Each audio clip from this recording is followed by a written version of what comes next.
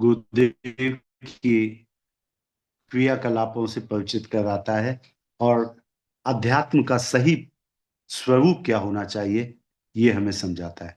आइए आज का स्वाध्याय प्रारंभ करने के पहले एक बार गायत्री मंत्र साथ साथ। ओम भूर्भुवः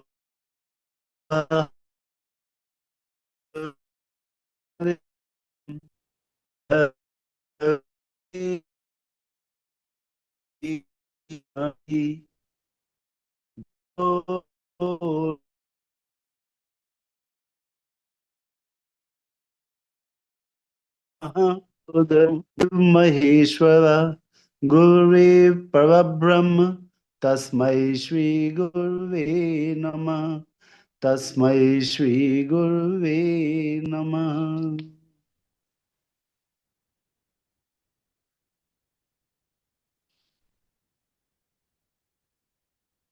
पूज्य गुरुदेव कह रहे हैं, संचित कषाय कल्मष भी आत्मिक प्रगति के मार्ग में बहुत बड़े व्यवधान होते हैं। उनका निवारण एवं निराकरण भी इसी भट्टी में प्रवेश करने से बन पड़ता है। जब आप साधना करते हैं तो साधना करते समय शुरू में हो सकता है आपको कुछ ऐसे अनुभव हो कि आपको लगता है अरे क्यों ही मैंने साधना शुरू करी। कई लोगों का यह कथन है। आधुनिक काल में एक ऐसे व्यक्तित्व हुए हैं जिन्हें श्री मुर्तजा अली उनका नाम है और छोटे बच्चे उनको मिस्टर एम के नाम से जानते हैं। पूर्व जन्म में वे एक हिंदू थे और बद्रीनाथ के पास एक जगह तपस्या कर रहे थे। उनके पास एक मुस्लिम व्यक्ति आए और वो बोले कि मेरे गुरु ने मुझसे कहा है कि अब तुम्हारे प्रश्न बड़े कठिन होते जा रहे हैं, तो अब तुम्हारे प्रश्नों का जवाब कोई हिंदू ऋषि ही दे सकता है और उन्होंने मुझे आपका पता बता के भेजा है। पूर्व जन्म में श्री मुर्तजा अली का नाम मधु था। तो मधु जी के सामने जब वो मुस्लिम व्यक्ति आया और शिष्य बनाने का आग्रह किया तो उन्होंने मना कर दिया। मना करने पे वो निराश हुआ और बोला आप मुझे अपना शिष्य बना लीजिए, मैं बड़ी उम्मीद से आया हूं, वरना अभी अपना जीवन त्याग दूंगा। उन्होंने बड़ी उपेक्षा से कहा जो मना है वो कहो, मैं तुम्हें अपना शिष्य नहीं बना सकता। और वो तत्काल वहीं पहाड़ी से कूद गया और मर गया। जब वो मुस्लिम व्यक्ति मर गया तो मधु भैया जो थे उनके गुरु तत्काल वहां पर प्रकट हो गए और उन्होंने उनसे कहा मधु तुमने ये बहुत गलत काम किया। केवल धर्म के आधार पे तुमने उसको अपना शिष्य नहीं बनाया, ये गलत है और अब तुम्हें इसका प्रायश्चित करना पड़ेगा और इसके लिए तुम्हें अगले जन्म में मुस्लिम बनना पड़ेगा। तो वो इस जन्म में मुर्तजा अली के नाम से हैं और भारतीय धर्म और अध्यात्म पे अपने विचार रखते हैं। उनका ये कहना है अगर कोई व्यक्ति साधना करना शुरू करता है तो आप ऐसा मानिए कि एक गिलास पानी था, उसमें गंदगी जो थी मिट्टी थी, मान लीजिए मिट्टी तली में बैठी हुई थी। जब आप साधना करते हैं तो एक तरह से आप उस गिलास को हिलाते हैं तो जो अंदर तली में बैठी हुई मिट्टी है वो ऊपर आएगी और पानी गंदा हो जाएगा। उसको या एक दूसरे तरह से आप समझना चाहें कि एक गिलास में आपके पास मिट्टी है जो पूर्व जन्म के कषाय कलमस है, वो मिट्टी की तरह से हैं। उस गिलास में पानी है, अभी तक वो चुपचाप रखा हुआ था, पानी साफ दिखता था, मिट्टी नीचे बैठी हुई थी। अगर आप उसमें फिर से पानी डालते हैं तो वो नीचे की मिट्टी उठ करके और कंडक्शन करंट्स बनती हैं, वो मिट्टी पूरे पानी को मैला कर देती है। तो अब उसका तरीका ये है कि आप उसमें नया पानी भरते जाइए, गंदा पानी बाहर निकलता रहेगा और एक समय ऐसा आएगा जब केवल स्वच्छ पानी उसमें रह जाएगा। तो यही बात मिस्टर एम कहते हैं कि अगर आपने साधना करना प्रारंभ किया है तो हो सकता है पूर्व जन्मों के संचित कुकर्म, कषाय कलमश जिसे हम कहते हैं, गलत काम, वो अपना असर दिखा तो नहीं पाएंगे क्योंकि आप तप कर रहे हैं। तो तप के प्रभाव से वो नष्ट होने के लिए कुछ समय के लिए अपना सर उठाएंगे और अगर आपकी तप साधना चलती रही तो धीरे धीरे वो कषाय कल्मश खत्म होते जाएंगे। तो गुरुदेव यही बात कह रहे हैं कि संचित कषाय कल्मश भी आत्मिक प्रगति के मार्ग में बहुत बड़े व्यवधान होते हैं। उनका निवारण एवं निराकरण भी इसी भट्टी में प्रवेश करने से बन पड़ता है, अर्थात तप साधना करने से। जमीन में से निकलते समय लोहा मिट्टी मिला कच्चा होता है। अन्य धातु भी ऐसी ही अनगढ़ स्थिति में होती हैं। उन्हें भट्टी में डालकर तपाया और प्रयोग के उपयुक्त बनाया जाता है। जब हम आयरन के ओर को, यानी खनिज को, लोहा जब खनिज के रूप में होता है मिट्टी मिला हुआ, जब हम उसे निकालते हैं वो तो भुरभुरा बिल्कुल मामूली सी चीज होती है, मिट्टी मिला हुआ, गंदगी मिला हुआ। उसे जब आप भट्टी में 1700 डिग्री पे तपाते हैं तो लोहा पिघल करके अलग हो जाता है और मिट्टी और गंदगी अलग हो जाती है स्लज के रूप में। इस तपाने के काम को जो भट्टी में किया जा रहा है, आप अपनी साधना से मिला करके देखिए। गायत्री मंत्र का जप, ध्यान साधना, तप, तितीक्षा, ये सब मिल करके आपके कषाय कल्मशों का अंत करने में सक्षम होते हैं, अगर आप लगातार करते रहें तो अन्य धातुएं भी ऐसी ही अनगढ़ स्थिति में होती है, उन्हें भट्टी में डालकर तपाया और प्रयोग के उपयुक्त बनाया जाता है। रस शास्त्री बहुमूल्य रस भस्म बनाने के लिए कई कई अग्नि संस्कार करते हैं। जो लोग आयुर्वेद जानते हैं वो लोग जानते हैं कि हमारा भोजन जब पचता है आंतों में तो उसे रस कहते हैं। तो यही रस धीरे धीरे रस, रक्त, मज्जा, अस्थि और अंत में वीर्य बन करके, और ये सप्त धातुएं बनती हैं, रस, रक्त, अस्थि, मज्जा, मेद और अंत में वीर्य। ये जो सप्त धातुएं हैं ये धीरे धीरे पकती हुई बनती हैं। भोजन जो आप करते हैं उससे सबसे पहले रस बनता है, फिर रक्त में मिलता है, फिर अस्थि, मज्जा, मेद, ये सब बनता है और अंत में वीर्य बनता है। तो ये जो रस शास्त्री हैं ये आयुर्वेद के ज्ञाता होते हैं। ये जब बहुमूल्य दवाएं बनाते हैं तो कई कई बार दवाओं का अग्नि संस्कार करते हैं और उससे बहुत अच्छी अच्छी औषधियां बनती हैं। कुम्हार के पास बर्तन पकाने के लिए उन्हें आवे में तपाने के अतिरिक्त और कोई मार्ग नहीं।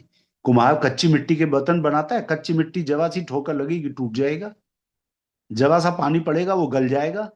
उसे मजबूत करने के लिए उसे कुम्हार भट्टी में डाल के, आवे में डाल के पकाता है।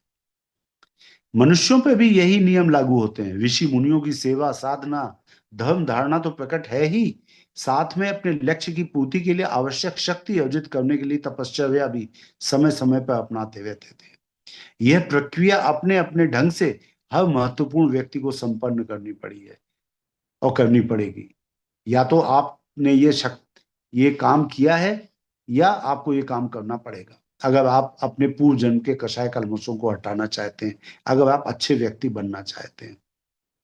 क्योंकि ईश्वर प्रदत्त शक्तियों का उन्नयन, उन्नयन मतलब उनको ऊपर उठाना, उनका बेहतर एक रूप प्राप्त करना, उन्नति करना, परिपोषण, इसके बिना हो नहीं सकता। ईश्वर प्रदत्त शक्तियां मतलब ईश्वर ने जो हमें शक्तियां दी हैं उनका आप अगर परिपोषण करना चाहते हैं, उनको प्राप्त करना चाहते हैं, सिद्धियां प्राप्त करना चाहते हैं, तो उनका परिपोषण इसके बिना हो ही नहीं सकता।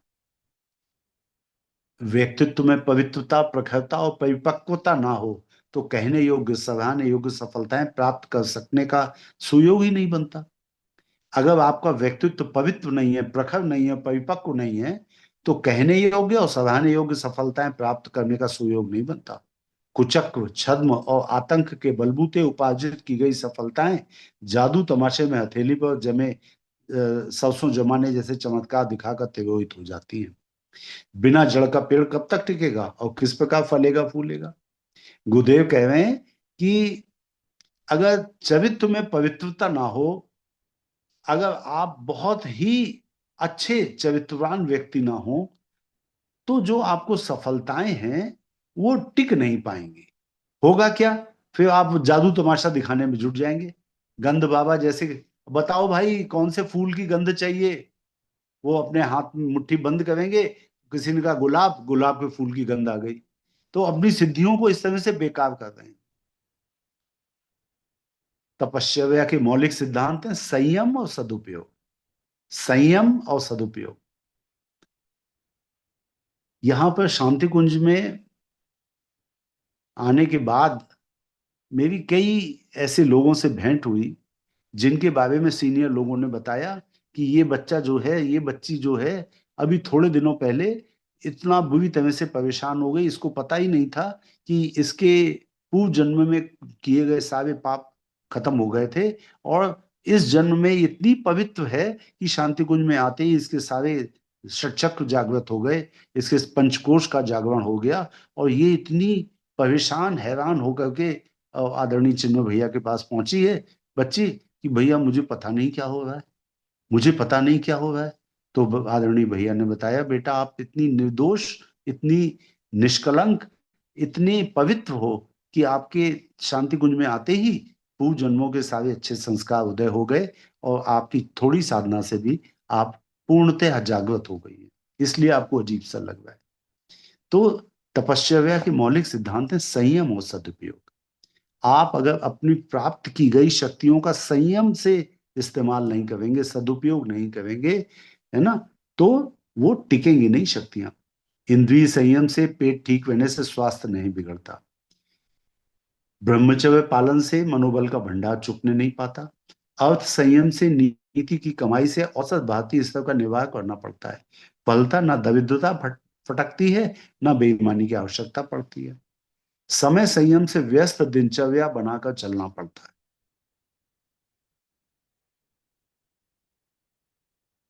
आज एक छोटी सी बात पता चली, वो आपको बताने का मन कर रहा है। एक बहुत ही सीनियर भैया हैं गायत्री परिवार के, उन्होंने एक बात बताई कि आगरा में एक कार्यकर्ता ने एक डॉक्टर को जो मंत्र बॉक्स होता है वो बहुत ज्यादा पैसे में बेच दिया। उसका जो कॉस्ट था उससे बहुत ज्यादा पैसे में उस डॉक्टर को बेच दिया। उस डॉक्टर को पता चला बाद में कि ये मंत्र बॉक्स तो बहुत सस्ता आता है और हमको महंगा दिया गया। तो उसने शिकायत की गायत्री परिवार के उस कार्यकर्ता की एक सीनियर कार्यकर्ता से। अब सीनियर कार्यकर्ता के पास कोई जवाब नहीं था। किसी दूसरे कार्यकर्ता के व्यवहार का वो क्या जवाब दे, भाई गलत किया उसने, महंगा बेचा। लेकिन उन्होंने जिद की, डॉक्टर ने, उन्होंने कहा नहीं मुझे इसका जवाब चाहिए, क्या करना चाहिए। तो उन्होंने कहा आप ऐसा करिए, कल प्रातःकाल 3 बजे से 5 बजे के बीच में आप उठ जाइए, और परम पूज्य गुरुदेव और वंदनीय माता जी का चित्र सामने रख करके और गहरी गहरी 10 सांसें लीजिए, 10 सांस बाहर निकालिए, जैसे आपके अंदर की सारी कषाय कलमश बाहर निकल गए, और अपने सिर पर हाथ फेरिए 10 बार, और आवाहन करिए गुरुदेव की चेतना का कि वो आपके सवाल का जवाब दे। उन डॉक्टर साहब ने बाद में बताया कि गुरुदेव की चेतना ने मेरे मन में आकर के बोला, उन्होंने कहा बेटा मेरे जो शिष्य इस तरह का गलत व्यवहार करते हैं, मुझे उनसे कुछ कहना नहीं है, वो स्वयं अपनी चेतना का मूल्यांकन करें, वो अपना मूल्यांकन स्वयं करें। लेकिन एक बात कहना चाहता हूं तुमसे, तुम्हारे मन में जो ये गलत विचार आ गए हैं कि इसका कुछ किया जाना चाहिए, तो बस एक बात कहना चाहता हूं, जो कार्यकर्ता यहाँ पे आके पैसा कमाने में लग गया है, तो हो सकता है उसके मन में कोई पैसा कमाने का संस्कार हो। बोले मुझे उनसे कुछ नहीं कहना, उन शिष्यों से जो पैसा कमा रहे हैं। मुझे सबसे ज्यादा डर तो अपने ईमानदार कार्यकर्ताओं से लगता है, जो बड़ी ईमानदारी से मुस्तैदी से अपना काम करते हैं, और वो मेरे तप की शक्ति में हिस्सेदार बनते हैं। मुझे सबसे ज्यादा डर तो ईमानदार कार्यकर्ताओं से लगता है। गुरुदेव के शब्द थे। उन्होंने कहा जो पैसा कमाने के लिए यहाँ पे आए, उनका मुझे कुछ नहीं कहना, अपना मूल्यांकन वे स्वयं करें, और मेरे लिए पैसा मेरे बाएं हाथ का मैल है। उनके मन में कोई संस्कार रह गया होगा पैसा कमाने का। तो जो भी कार्यकर्ता गलत तरीके से गायत्री परिवार में पैसा कमा रहे हैं, जैसे शक्तिपीठों में बैठ करके और शक्तिपीठ के पैसे पे कब्जा कर लेते हैं, या किसी ने उनको संस्कार कराने गए, अपने लिए पैसे मांग लेते हैं। भाई यज्ञों पर भी संस्कार कराया, तो मैंने सुना है कि कई लोग ये कहते हैं, भाई हमने संस्कार कराया, हमारे लिए भी तो कुछ दीजिए, आपने गायत्री परिवार के नाम से तो रसीद कटवा दी, हमें तो दीजिए। तो गुरुदेव का उनके लिए ये कहना है कि जो पैसा कमाने के संस्कार के साथ गायत्री परिवार में आए हैं, उनसे मुझे कुछ नहीं कहना, मेरे लिए तो वो बहुत अच्छी बात है, पैसा कमा लें और जाएं। लेकिन मुझे डर सबसे, गुरुदेव के शब्द हैं कि मुझे डर तो सबसे ज्यादा अपने उन ईमानदार कार्यकर्ताओं से लगता है, जो पूरी ईमानदारी से पूरी मुस्तैदी से अपना कार्य करते हैं और फिर डट के मेरे सामने खड़े हो जाते हैं, लाओ अपनी तप की शक्ति का एक अंश दो। सोचिए क्या कहा गुरुदेव ने। तो वही बात मैं कह रहा हूं आपसे कि तपश्चर्या के मौलिक सिद्धांत हैं संयम और सदुपयोग। इंद्रिय संयम से पेट इंद्रिय संयम से पेट ठीक रहने से स्वास्थ्य नहीं बिगड़ता। ब्रह्मचर्य पालन से मनोबल का भंडार चुकने नहीं पाता। अर्थ संयम से नीति की कमाई से औसत भारतीय स्तर का निर्वाह करना पड़ता है। ये नीति की कमाई की बात आने के कारण ही मैंने आपको ये बताया, क्योंकि गुरुदेव के चेतना के ये शब्द हैं, तो मैंने सोचा कि हम सबको ये बात पता होनी चाहिए। समय संयम से व्यस्त दिनचर्या बनाकर चलना पड़ता है, फलता कुकर्मों के लिए समय ही नहीं बचता। जो बन पड़ता है श्रेष्ठ और सार्थक ही होता है। विचार संयम से एकात्मता सधती है। आस्तिकता, आध्यात्मिकता और धार्मिकता का दृष्टिकोण विकसित होता है। भक्ति योग, ज्ञान योग, कर्म योग की साधना सहज सधती रहती है। संयम का अर्थ है बचत। चारों प्रकार का संयम बरतने पे मनुष्य के पास इतनी अधिक सामर्थ्य बच रहती है, जिसे परिवार निर्वाह के अतिरिक्त महान प्रयोजनों में प्रचुर मात्रा में भली प्रकार लगाया जाता है। संयमशीलों को वासना, तृष्णा और अहंता की खाई पाटने में मरना खपना नहीं पड़ता। अहंता का मतलब होता है अहम की भावना। अहंता का मतलब अहम की भावना। संयमशीलों को वासना, तृष्णा और अहंता की खाई पाटने में मरना खपना नहीं पड़ता। इसलिए सदुद्देश्यों की दिशा में कदम बढ़ाने की आवश्यकता पड़ने पर व्यस्तता, अभावग्रस्तता, चिंता, समस्या आदि के बहाने नहीं गढ़ने पड़ते। स्वार्थ परमार्थ साथ साथ सत्य रहते हैं और हंसती हंसाती हल्की फुल्की जिंदगी जीने का अवसर मिल जाता है। इसी मार्ग पर अब से 60 वर्ष पूर्व मार्गदर्शक ने चलना सिखाया था। पूज्य गुरुदेव अपने जीवन के उस क्षण को याद कर रहे हैं जब बसंत पंचमी 1926 को उनके गुरुदेव ने, उनके मार्गदर्शक ने उनको इस मार्ग पे चलना सिखाया था। यह क्रम अनवरत रूप से चलता रहा। जब जब तब वातावरण में बैटरी चार्ज करने के लिए बुलाया जाता रहा। विगत 30 वर्षों में एक एक वर्ष के लिए एकांतवास और विशेष साधना उपक्रम के लिए जाना पड़ा है। इसका उद्देश्य एक ही था, तपश्चर्या के उत्साह और पुरुषार्थ में श्रद्धा और विश्वास में कहीं कोई कमी न पड़ने पाए। जहां कमी पड़ रही हो उसकी भरपाई होती रहे। भगीरथ शिला गंगोत्री में की गई साधना धरती पे ज्ञान गंगा की प्रज्ञा अभियान की अवतरण की क्षमता एवं दिशा मिली। पूज्य गुरुदेव ने गंगोत्री में उस शिला पे बैठ करके तप किया जिसपे ऋषि भागीरथ ने बैठ करके माँ गंगा का आवाहन किया था। जिस शिला पे बैठ के भागीरथ ऋषि ने तप किया था उसे भागीरथ शिला कहते हैं, और वो आज भी है। वो शिला आज भी वहां पर है और उस शिला पे बैठ के ही गुरुदेव ने साधना करी। और गुरुदेव लिख रहे हैं कि भागीरथ शिला पे जो बैठ करके उन्होंने साधना की गंगोत्री में, तो उसी के कारण ज्ञान गंगा की प्रज्ञा अभियान की अवतरण की क्षमता एवं दिशा मिली। यानी हर ऋषि ने, भागीरथ ऋषि ने भी अपनी शक्ति का अंश दिया गुरुदेव को, जिसके कारण वो अखंड ज्योति का लेखन और उसके द्वारा ज्ञान की गंगा बहा पाए। इस बार उत्तर काशी के परशुराम आश्रम में वो कुल्हाड़ा उपलब्ध हुआ जिसके सारे व्यापक अवांछनीयता के प्रति लोकमानस में विशेष विक्षोभ उत्पन्न किया जा सके।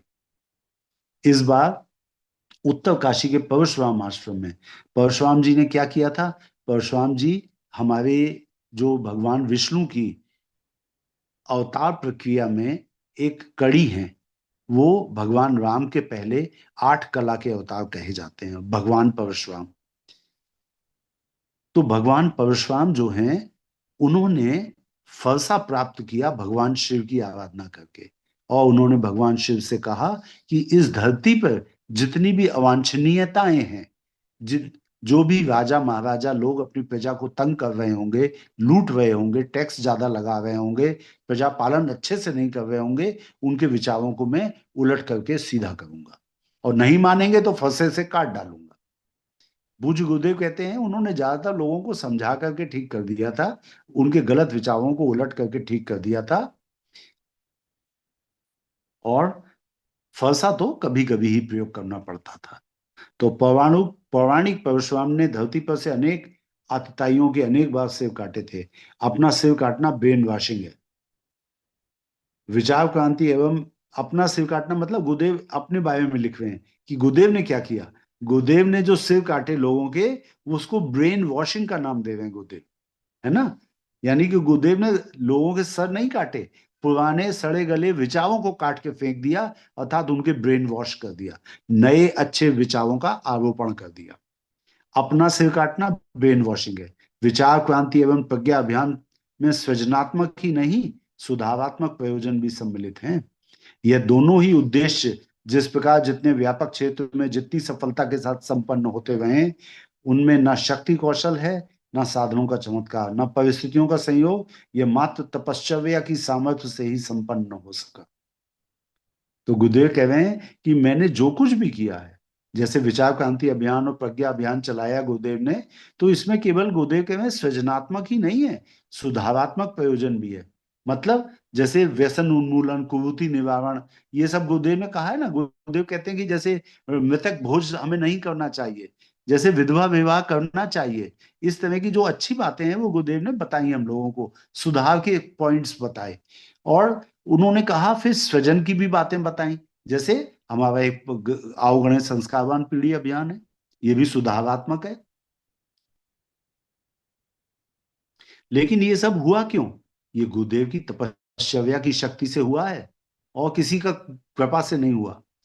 यह जीवनचर्या के अद्यावधि, आज तक की अवधि, अद्यावधि माने आज तक की अवधि, भूतकाल का विवरण हुआ। यह जीवनचर्या के अद्यावधि भूतकाल का विवरण हुआ वर्तमान में, यानी आज तक, अभी तक जो गुरुदेव ने बताया वो प्राचीन में गुरुदेव कर चुके, लेकिन अब जब लिख रहे हैं तब कह रहे हैं वर्तमान में इसी दिशा में एक बड़ी छलांग लगाने के लिए उस शक्ति ने निर्देश दिया है। जिस सूत्रधार के इशारों पे कठपुतली की तरह नाच नाचते हुए समूचा जीवन गुजर गया, अब हमें तपस्या की एक नवीन उच्च स्तरीय कक्षा में प्रवेश करना पड़ा है। अब हमें तपस्या की एक नवीन उच्च स्तरीय कक्षा में प्रवेश करना पड़ा है। सर्वसाधारण को इतना ही पता है कि हम एकांतवास में हैं, किसी से मिलजुल नहीं रहे हैं। यह जानकारी सर्वथा अधूरी है। ये जब गुरुदेव ने अपने जीवन में सबसे कठिन साधना करी है, वो कठिन साधना है सूक्ष्मीकरण की, तब के बारे में लिख रहे हैं गुरुदेव कि सामान्य जनों को बस इतना पता है कि हम एकांतवास में हैं, किसी से मिलजुल नहीं रहे। क्योंकि जब गुरुदेव ये शक्ति साधना कर रहे थे और सूक्ष्मीकरण की साधना कर रहे थे, तो एकांतवास में चले गए थे, और वो केवल श्रद्धेय डॉक्टर साहब से और वंदनीय माता जी से और शैलजी जी से मिलते थे, और किसी से नहीं मिलते थे। तो उन दिनों में ये जनमानस में, उनके खास तौर से उनके शिष्यों में फैल गया था कि गुरुदेव किसी से मिलते नहीं है, पता नहीं गुरुदेव को क्या हो गया है। यह जानकारी सर्वथा अधूरी है, क्योंकि जिस व्यक्ति के रोम रोम में कर्मठता, पुरुषार्थ परायणता, नियमितता और व्यवस्था भरी पड़ी हो, वह इस प्रकार का निरर्थक और निष्क्रिय जीवन जी नहीं सकता, जैसा कि समझा जा रहा है। यानी गुरुदेव ने कहा कि जो लोग उनके बारे में ये कह रहे थे कि अब गुरुदेव किसी से मिलते जुलते नहीं है, तो बात ये नहीं है कि वो मिलजुल नहीं हुए, बात ये है कि वो इतनी कठिन साधना कर रहे हैं कि उसमें किसी से मिलना संभव नहीं है, वो उचित नहीं है।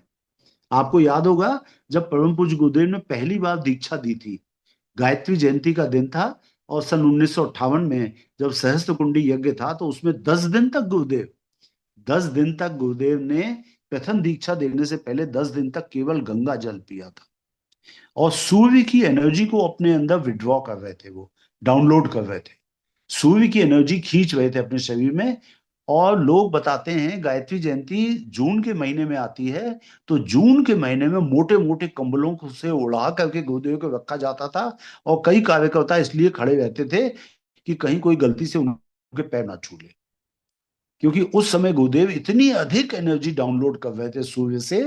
तो गुरुदेव ने मना किया हुआ था कि 10 दिन तक मैं निराहार रहूंगा, केवल गंगा जल पीऊंगा, कोई कुछ नहीं खाया पिया था गुरुदेव ने। और पहली दीक्षा जब दी थी, तो उस समय की उन्होंने बताया, इतनी कठिन साधना की थी गुरुदेव ने। और पहली दीक्षा परम पूज्य गुरुदेव ने वंदनीय माता जी को दी, जैसे भगवान शिव ने माँ पार्वती को अपनी शिष्या बनाया। तो माता भगवती देवी शर्मा आज भी पूज्य गुरुदेव को गुरु की तरह से ही पूजती हैं। जिस व्यक्ति के रोम रोम में कर्मठता, पुरुषार्थ परायणता, नियमितता और व्यवस्था भरी पड़ी हो, वह इस प्रकार का निरर्थक और निष्क्रिय जीवन जी नहीं सकता, जैसा कि समझा जा रहा है। एकांतवास में हमें पहले की अपेक्षा अधिक श्रम करना पड़ा है, अधिक व्यस्त रहना पड़ा है, तथा लोगों से न मिलने की विधा अपनाने पर भी इतने ऐसों से संपर्क सूत्र जोड़ना पड़ा है जिनके साथ बैठने में ढेरों समय चला जाता है और मन नहीं भरता। फिर एकांत कहाँ हुआ, ना मिलने की बात कहाँ बन पड़ी। उस समय गुरुदेव सूक्ष्म में अनेक विषयों से विचार विमर्श करते रहते होंगे, इसलिए उन्होंने लिखा है कि अधिक व्यस्त रहना पड़ा है और लोगों से ना मिलने की विधा अपनाने पर भी इतने ऐसों से संपर्क सूत्र जोड़ना पड़ा है जिनके साथ बैठने में ढेरों समय चला जाता है पर मन नहीं भरता। फिर एकांत कहाँ हुआ, ना मिलने की बात कहाँ बन पड़ी। मात्र काव्य शैली में ही वाई रत्ती परिवर्तन हुआ, मिलने जुलने वालों का वर्ग एवं विषय भर बदला। यानी मिलने जुलने वालों का वर्ग बदल गया और विषय बदल गया। पहले तो उनके शिष्य आते थे, गुरुदेव ये प्रॉब्लम है, लड़की की शादी नहीं हुई, लड़के की नौकरी नहीं लग रही, घर में बच्चे नहीं है, ये दुनिया भर की बातें करते थे, तो आशीर्वाद बांटते रहते थे गुरुदेव। तो गुरुदेव लिख रहे हैं कि एकांत कहाँ हुआ, ना मिलने की बात कहाँ बन रही। मात्र कार्य शैली में ही वाई बत्ती परिवर्तन हुआ, मिलने जुलने वालों का वर्ग एवं विषय भर बदला। यानी अब ऋषि मुनि आने लगे, उनसे सूक्ष्म में चर्चा होने लगी गुरुदेव की, और विषय विषय ये कि आगे क्या किया जाए, कैसे युग परिवर्तन किया जाएगा। ऐसी दशा में अकर्मण्य और पलायनवाद का दोष ऊपर कहाँ लदा। तपस्वी सदा ऐसी ही रीति नीति अपनाते हैं, वे निष्क्रिय दिखते भव हैं, वस्तुतः अधिक व्यस्त रहते हैं। लट्टू जब पूरे वेग से घूमता है तब स्थिर खड़ा भव दिखता है। जो बच्चे लट्टू घुमाना जानते हैं उन्हें मालूम है, जब लट्टू बहुत तेज घूमता है तो ऐसा लगता है बिल्कुल स्टैंड स्टिल है, एकदम स्थिर खड़ा है। और जब वो धीरे धीरे स्पीड कम हो जाती है तब वो लुढ़क पुढ़क करने लगता है, तब दिखता है कि वो हिल रहा है। तो लट्टू जब पूरे वेग से घूमता है तब स्थिर खड़ा भर दिखता है। उसके घूमने का पता तो तब चल लगता है जब चाल धीमी पड़ती है और बैलेंस लड़खड़ाने पर अंधा गिरने लगता है, औंधा गिरने लगता है। आइंस्टीन जिन दिनों अत्यधिक महत्वपूर्ण अणु अनुसंधान में लगे थे, उन दिनों उनकी जीवनचर्या में विशेष प्रकार का परिवर्तन किया गया था। भव्य भवन में एकाकी रहते थे, सभी सुविधाएं उसमें उपलब्ध थी, साहित्य, प्रयोग उपकरण एवं सेवक सहायक भी वे सभी दूर रखे जाते थे, ताकि एकांत में एकाग्रता पूर्वक बन पड़ने वाले चिंतन में कोई व्यवधान उत्पन्न न हो। वे जब तक चाहते नितांत एकांत में सर्वथा एकाकी रहते, कोई उनके कार्य में तनिक भी विक्षेप नहीं कर सकता है। जब वे चाहते घंटी बजाकर नौकर बुलाते और इच्छित वस्तु या व्यक्ति प्राप्त कर लेते।